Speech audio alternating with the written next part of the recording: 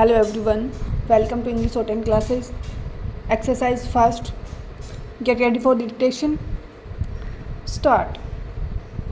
In view of the above observation made, it is implied clear that even though the accused had tortured and harassed the deceased, because of which she was constantly running away from her matrimonial home and has also filed a number of complaints against the accused, the same cannot be said to be the reason for her death in the light of the fact and circumstances of the present case and the dying declaration made by her. Stop.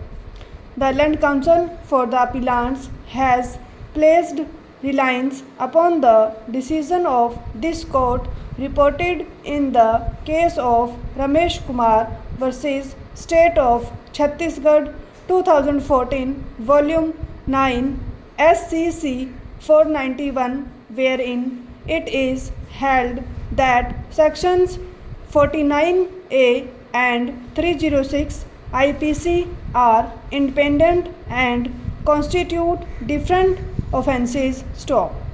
Merely because an accused has been held liable to be punished under section 498A IPC, it does not follow that on the same evidence he must also and necessarily be held guilty of having abetted the commission of suicide by the woman concerned under section 306 IPC. Stop. Therefore, the conviction and sentence for offence punishable under section 306 read with section 114 of the IPC of the present appellants is contrary to the legal evidence on record, particularly the dying declaration of the deceased and the conduct of the accused who took the deceased to the hospital. Stop. This fact has been grossly ignored by the courts below while convicting and sentencing the appellants for the aforesaid offences. Stop. Therefore, the conviction and sentence for the aforesaid offence is erroneous and accordingly it is liable to be set aside. Stop. After evaluation of evidence on record and concurrent finding of fact recorded by the trial court and the appellate court, the appellants were convicted for the offences punishable under section 498A and 306 read with section 114 of the IPC. Stop.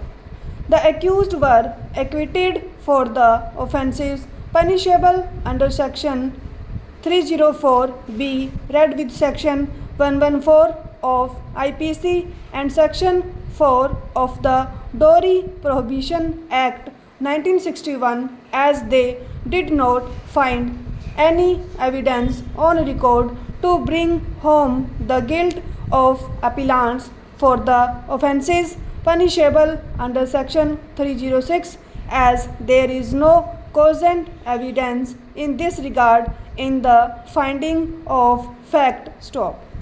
Therefore, the conviction and sentence for the offence punishable under section 498A of IPC with regard to criminality is held to be proved by the courts below. Stop. The same is accepted by us and they are required to be convicted and sentenced for the offence punishable under section 498A IPC. Stop. The conviction and sentence passed by the High Court for the offence punishable under section 306 read with section 114 of IPC is liable to be set aside, and accordingly we set aside the same stop. Since we have upheld the conviction for the offence punishable under section 498A IPC, it is to be carefully examined by us, taking into consideration the facts and circumstances of the case as to what sentence is required to be imposed upon the appellant's stop.